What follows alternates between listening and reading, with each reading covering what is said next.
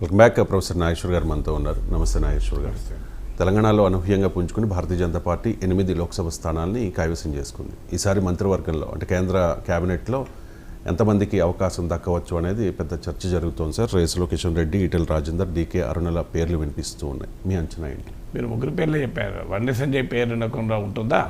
అదే అలా అంటే మీకు ఆంధ్రప్రదేశ్కి వచ్చేవరకు ఏంటంటే మీకు బీజేపీకి వచ్చింది తక్కువ, ముగ్గురే.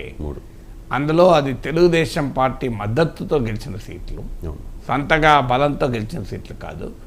ఆంధ్రప్రదేశ్లో బీజేపీకి ఇప్పటికిప్పుడు భారీగా పెరుగుదలకు అవకాశం లేదు. ఎందుకంటే చంద్రబాబు నాయుడు కొన్ని వ్యూహాత్మక అవసరాల రీత్యా 1% మాత్రమే ఓటు ఉన్న బీజేపీతో పొత్తు పెట్టుకున్నాడు తప్ప గ్రౌండ్ మీద బీజేపీ బలం లేదు. ఆ గెలిపించిందంతా కూడా టీడీపీ. అందుకే మీరు చూడండి, లోయెస్ట్ స్ట్రైక్ రేట్ బీజేపీకి ఉంది. మీరు బీజేపీ పోటీ చేసిన సీట్లలో మీకు ఎంపీలో జనసేన 2 సీట్లు అయితే 2 గెలిచింది. మీకు ఈవెన్ టీడీపీ స్ట్రైక్ రేట్ కూడా ఎక్కువ. లోయెస్ట్ స్ట్రైక్ రేటు మరి బీజేపీ 6 సీట్లు చేసినట్టుంది కదా. 6 గెలిచింది, 3 సీట్లు కోల్పోయింది. మీకు టీడీపీ 17 చోట్ల 16 గెలిచింది. చూడండి, మీ స్ట్రైక్ రేటు పార్లమెంట్ ఎన్నికల్లో సాధారణంగా బీజేపీకి మెరుగైన ఫలితాలు వస్తాయి ఎక్కడైనా. అలాంటిది మీకు 17 సీట్లు పోటీ చేసి టీడీపీ 16 గెలిచి, జనసేన 2 గెలిస్తే బీజేపీ 6 పోటీ చేస్తే 3 గెలిచింది. అంటే బీజేపీ ఆంధ్రప్రదేశ్లో బలహీనంగా ఉంది అన్నదానికి ఉదాహరణ. సో తెలుగుదేశం మెహర్బానీ వల్ల గెలిచిన సీట్లే తప్ప సొంత బలం కాదు. ఇందుకు భిన్నంగా తెలంగాణలో సొంత బలం, ఇది ప్యూర్లీ ఓన్ స్ట్రెంత్ అది తెలంగాణలో. సో తెలంగాణలో 8 సీట్లు గెలిచారు కనుక ఖచ్చితంగా లాస్ట్ టైం ఒకటే క్యాబినెట్ పెడితే ఈసారి ఎక్కువ రావాల్సిన అవసరం ఉంది. ఎవరు వస్తారన్నప్పుడు ఎవరి ఈక్వేషన్స్ వాళ్ళు ఉంటాయి. ఇప్పుడు కిషన్ రెడ్డి ఆల్రెడీ క్యాబినెట్ మంత్రి, సో సీనియర్, పార్టీలో చాలా సీనియరు, రాష్ట్ర పార్టీ అధ్యక్షుడు, గతంలో శాసనసభలో బీజేపీ పక్ష నేత, మళ్ళీ కూడా గెలిచొచ్చాడు. అందువల్ల కిషన్ రెడ్డిని ఇగ్నోర్ చేయడం అనేది సాధ్యమే కాదు, ప్రాక్టికల్గా సాధ్యం కాదు. ఎందుకంటే ఆయన ఏమి క్యాబినెట్లో కూడా మంచి పేరే తెచ్చుకున్నాడు. టూరిజం కల్చర్ శాఖ మంత్రిగా ఏ విమర్శలు లేవు, ఆరోపణలు లేవు, కుంభకోణాలు లేవు. ఆయన ఉన్నంతలో తనకు ఇచ్చిన శాఖకు న్యాయం చేశాడు, పేరు తెచ్చుకున్నాడు కూడా, మంత్రిగా మంచి పేరు తెచ్చుకున్నాడు.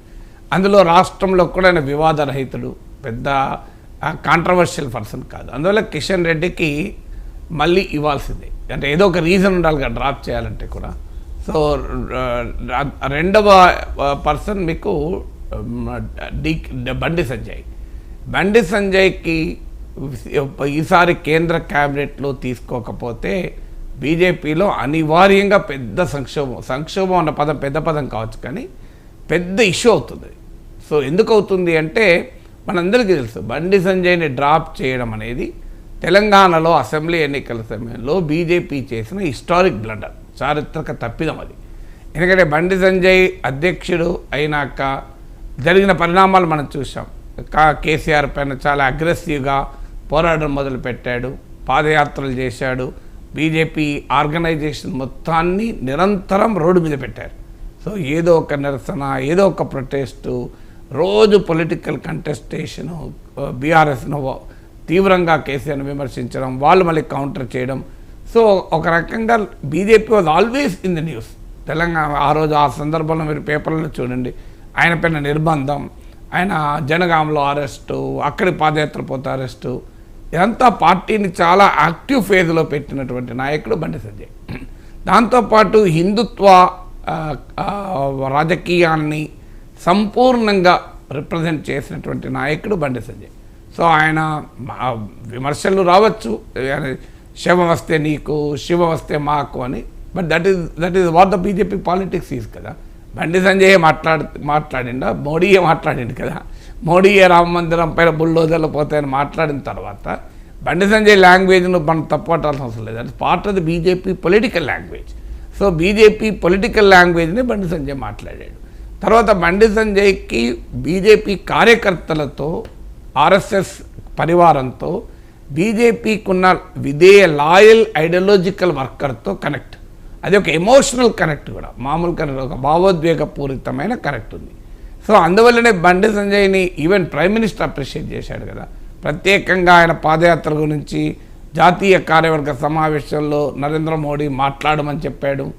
సో ఈవెన్ ఇతర రాష్ట్రాలు ప్రతిపక్షాలు, బీజేపీ ప్రతిపక్షంలో ఉన్న ఇతర రాష్ట్రాల వారిని మీరు తెలంగాణ వెళ్ళి తెలుసుకోండి అని చెప్పారు. ఇదంతా జరిగింది కదా.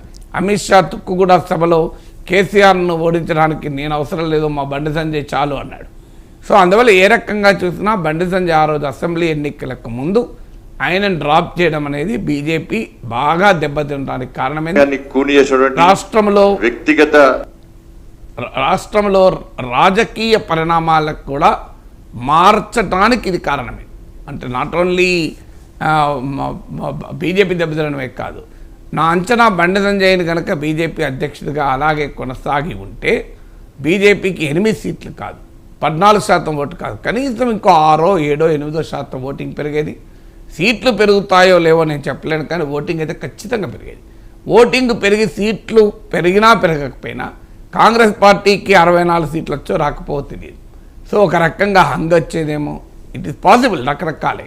సో ఒక రకంగా బండి సంజయ్ ఎందుకు మార్చారన్న ప్రశ్నకు అసలు ఆన్సర్ కూడా బీజేపీ నాయకులు చెప్పుకోలేకపోయారు.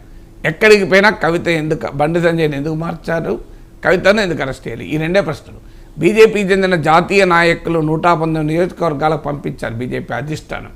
పంపిస్తే వాళ్ళు పోయి రిటర్న్ వచ్చి రిపోర్ట్ ఏమి ఇచ్చారంటే మమ్మల్ని ఎక్కడికి పోయినా బండి సంజయ్ని ఎందుకు మార్చారని అడుగుతున్నారు.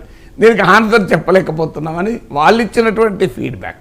నేను అందుకే ఆ రోజుల్లో చెప్పేవాడిని, బాహుబలి 1 సినిమా వచ్చాక బాహుబలి 2 సక్సెస్ కావడానికి రాజమౌళి అద్భుతమైన మేధస్సు ఒక చిన్న ప్రశ్న జనం ముందు పెట్టింది, బాహుబలిని కట్టప్ప ఎందుకు చంపాడు. ఇది అదేమీ నిజమైన కథ కాదు, జరిగింది కాదు, మహేష్పతి సామ్రాజ్యం లేదు, అమరేంద్ర బాహుబలి లేడు. కానీ జనమంతా అసలు టీ స్టాల్లో కూర్చున్నా, టిఫిన్ దగ్గర కూర్చున్న, ఒక పెళ్ళికి హాజరైనా అసలు ప్రతి మీటింగ్లో కూడా బాహుబలిని కట్టప్ప ఎందుకు చెప్పుంటాడు అని. సో ఆ రకంగా బండి సంజయ్ని బీజేపీ ఎందుకు మార్చింది, ఈ ప్రశ్నకి నన్ను కనీసం ఒక 100 మంది అడిగారు ఎక్కడికి పోయినా. సార్ మీరు రాజకీయాలు విశ్లేషిస్తారు కదా, బీజేపీలో ఎందుకు మార్చుంటారు సార్, అసలు ఎందుకు ఇంత తెలియదొక్క పనిచేశారు, ఇట్లా క్వశ్చన్లు అడిగారు. అందువల్ల ఇప్పుడు బండి సంజయ్ని క్యాబినెట్లోకి తీసుకోకపోతే అనివార్యంగా మళ్ళీ ప్రశ్నలు మొదలవుతాయి. మామూలుగా ప్రశ్నలు మొదలు కాదు, ఎందుకు వారి బండి సంజయ్ని పక్కకు పెట్టారు. ఇది గమనించే మీకు అసెంబ్లీ ఎన్నికల సమయంలో బండి సంజయ్ బీసీ ముఖ్యమంత్రిని ప్రకటించి బండి సంజయ్ ఈటల 2 ఫోటోలు ఇచ్చారు, ఒక్కరి ఫోటో వేయలే మీరు గమనిస్తే. సో ఈ ప్రాబ్లం ఒక దశలో కిషన్ రెడ్డిని మార్చి మళ్ళీ బండి సంజయ్ని తీసుకొస్తారని కూడా తెచ్చలేదు. బట్ ఆ ఎన్నికలకు ముందు మార్చడం అనవసరం అనుకున్నారు. కిషన్ రెడ్డి వివాదరహితుడు కనుక ఆయన కంటిన్యూ చేశారు. అందువల్ల బండి సంజయ్కి ఒకవేళ బీజేపీ ఇవ్వకపోతే జాతీయ నాయకత్వం మరో పెద్ద చారిత్రక తప్పిదం చేసిన వాళ్ళు ఇస్తారు. మీరు చూడండి దాని ఇంపాక్ట్ పార్టీలో, ఆర్గనైజేషన్లో ఏ స్థాయిలో ఉంటుందో చూడండి.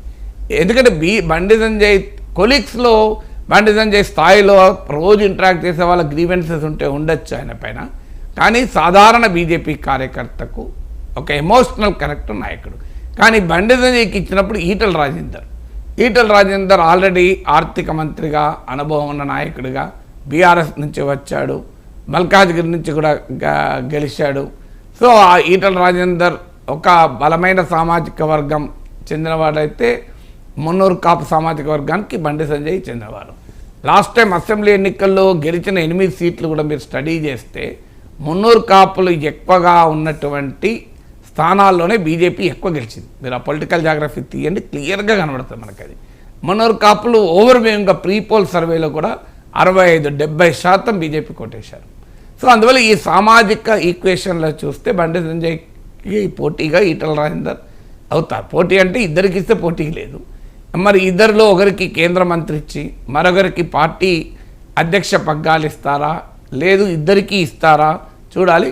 బట్ నా అంచనా బండి సంజయ్కి ఇవ్వకపోతే మాత్రం ఖచ్చితంగా ప్రశ్నలు ఎదుర్కోవాల్సి ఉంటుంది. తర్వాత డీకే అరుణ మహిళా నాయకురాలుగా, ఎందుకంటే ఉమెన్ రిప్రజెంటేషన్ ఇవ్వాల్సి ఉంటుంది. సో ఆటోమేటిక్గా ఆమె గతంలో మంత్రిగా పనిచేశారు, party all India vice president. So ఆమె కూడా ఈ 4 ఖచ్చితంగా ముందు వరుసలో ఉంటారు. ఇక నెక్స్ట్ వచ్చే వరకు మీకు ధర్మపురి అరవింద్, అలాగే కొండా విశ్వేశ్వరరెడ్డి చాలా అనుభవం నాయకుడు. ఎందుకంటే నరేంద్ర మోడీకి జనరల్గా కొంత అకాడమిక్ బ్యాక్గ్రౌండ్ నుండి ఇంటలెక్చువల్ బ్యాక్గ్రౌండ్ ఉన్నవారంటే ఆయన ఎక్కువ ఆసక్తి చూపుతారని నాకున్న సమాచారం. అందుకే మీకు సురేష్ ప్రభును ప్రత్యేకంగా ఆయన తీసుకొని ఆంధ్రప్రదేశ్ ఆ రోజుల్లో చంద్రబాబుతో మాట్లాడి అక్కడ ఎంపీగా తీసుకొచ్చారు. నిర్మలా సీతారామన్ అలాగే తీసుకొచ్చారు. పీయూష్ అగర్వాల్ కూడా ఆయన academic known chartered accountant academic credential. Arun Jaitley మీరు ఎంపీగా ఓడిపోయినా కూడా ఆయనను తిరిగి రాజ్యసభకు తీసుకొచ్చి ఆర్థిక మంత్రి ఇచ్చాడు. సో నరేంద్ర మోడీకి ఉన్న పేరేంటంటే కొంత ఇంటలెక్చువల్ బ్యాక్గ్రౌండ్ ఉన్న వారికి ప్రియారిటీ ఇస్తాడు. అంటే అని చెప్పి కిషన్ రెడ్డినో బండి సంజయ్ను రీప్లేస్ చేసి ఇచ్చే అవకాశం ఎప్పుడు ఉండదు. బట్ అవకాశం అంటే కొంత ఇంటలెక్చువల్ నేపథ్యం ఉన్న వాళ్ళు అకామిడేట్ చేస్తాడని పేరు. ఆ రకంగా చూసినప్పుడు కొండా విశ్వేశ్వర రెడ్డికి ఒక పొటెన్షియల్. బట్ డెఫినెట్గా ముందు వరుసలో నా అంచనా కిషన్ రెడ్డి, బండి సంజయ్, ఈటల రాజేందర్, డికే అరుణ ఈ నలుగురి మధ్యలోనే ప్రధానంగా పోటీ ఉండేటువంటి అవకాశం ఉంది. మిగతా వాళ్ళు ఉన్న బట్ మోడీకి ఉన్న ప్రత్యేకత అంటే ఈ స్ప్రింగ్ సర్ప్రైజెస్. సో మనం ఎవరిని అనుకుంటాను సడన్గా ఇంకొని పట్టుకొస్తాడు. ఎవరు ఊహించని విషయాలను బట్టి తీసుకొచ్చడంలో మోడీకి ఉన్న స్పెషాలిటీ అది. సో విల్ సీ ఎవరికి ఇస్తారనేది చూడాలి. Right sir. ఇక 2014లో 282 సీట్లు, 2019లో 303 సీట్లు, అంటే మ్యాజిక్